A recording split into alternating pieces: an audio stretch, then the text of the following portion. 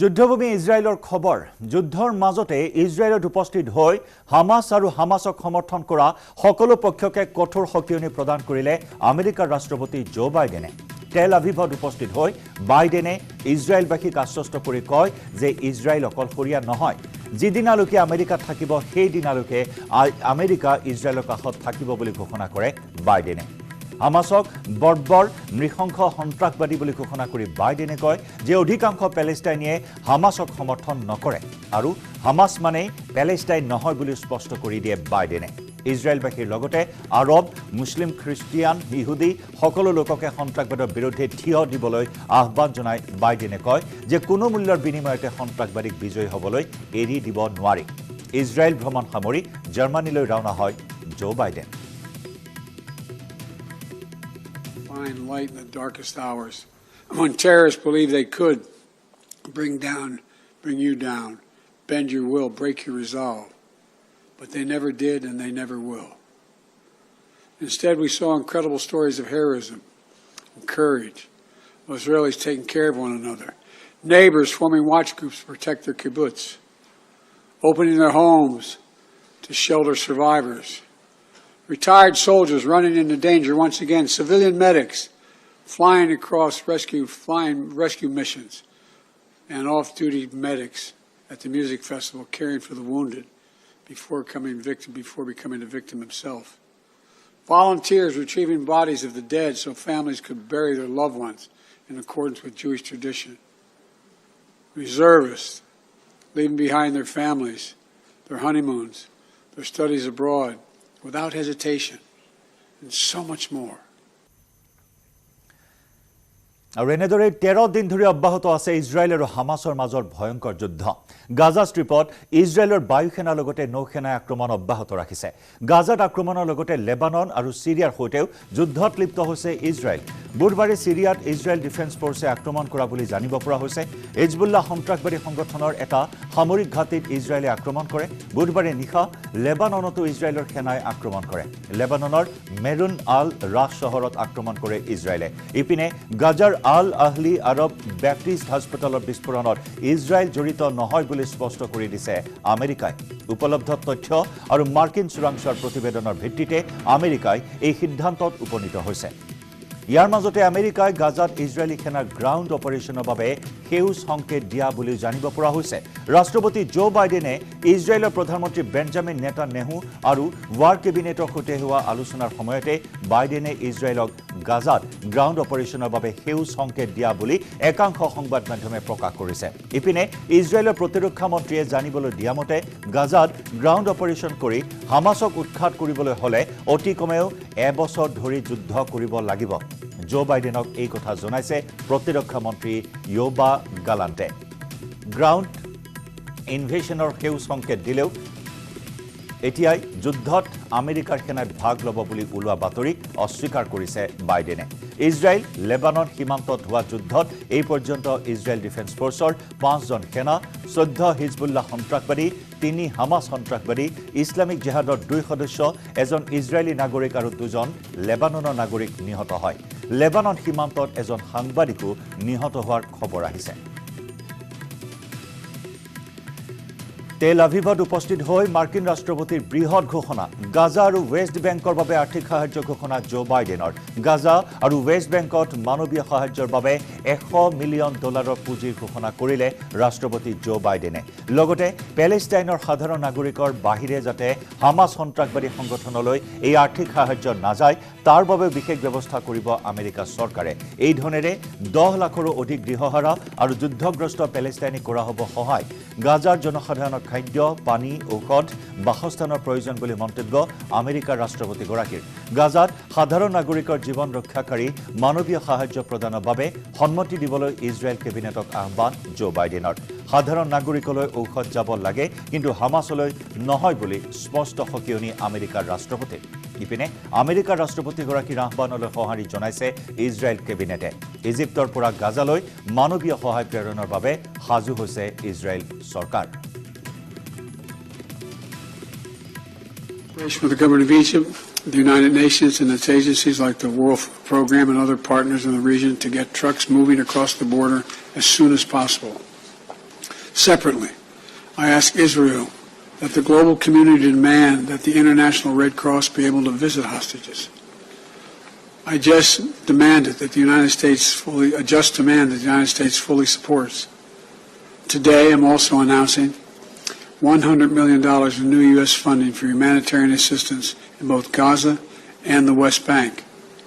This money will support more than 1 million displaced and conflict-affected Palestinians, including emergency needs in Gaza.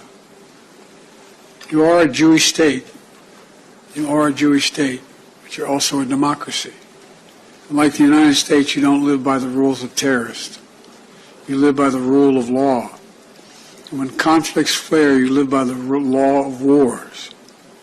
What sets us apart from the terrorists is we believe in the fundamental dignity of every human life.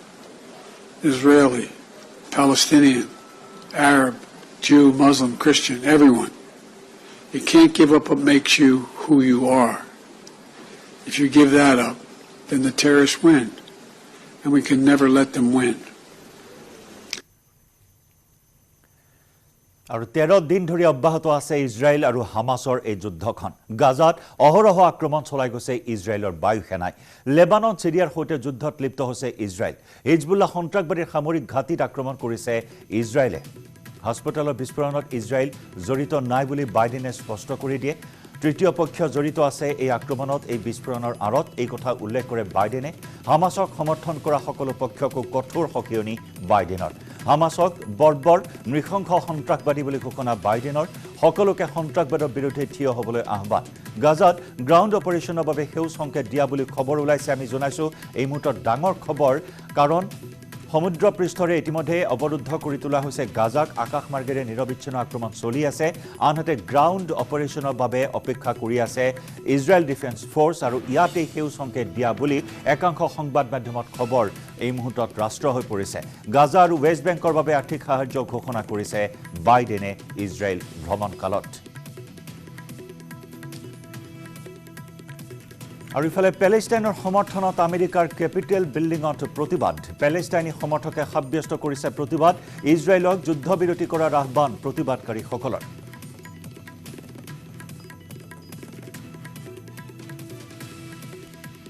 পেলেষ্টাইনৰ সমৰ্থনত আমেৰিকাৰ capital বিল্ডিঙত প্ৰতিবাদী কাৰ্যসূচী ৰূপায়ণ কৰা হৈছে পেলেষ্টাইনী সমৰ্থকে সাব্যস্ত কৰে প্ৰতিবাদ ইজৰাইলক যুদ্ধবিৰতি কৰাৰ আহ্বান প্ৰতিবাদকাৰীসকলৰ ইতিমধ্যে এই যুদ্ধ আৰম্ভণিৰ পৰাই বিভিন্ন প্ৰান্তত দেশৰ বিশ্বৰ বিভিন্ন প্ৰান্তত পেলেষ্টাইনী লোকসকলে সমদল বাহিৰ কৰা পৰিলক্ষিত হৈছিল সমান্তৰালকৈ ইজৰাইলৰ সমৰ্থনত ইজৰাইলীসকলেও বিভিন্ন প্ৰান্তত প্ৰতিবাদী সমদল বাহিৰ কৰিছিল পুনৰ এবাৰ প্ৰতিবাদী কাৰ্যসূচী ৰূপায়ণ কৰিছে পেলেষ্টাইনীসকলে আমেৰিকাৰ কেপিটেল বিল্ডিঙত এই প্ৰতিবাদী কাৰ্যসূচী যুদ্ধ বিৰতিৰ বাবে আহ্বান জনাইছে ইজৰাইলক পেলেষ্টাইনৰ নাগৰিকসকলে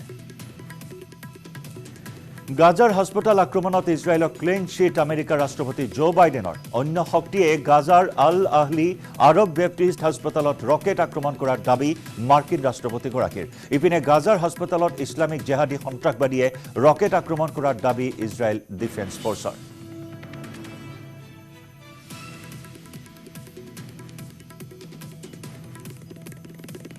Explosion at the hospital in Gaza yesterday.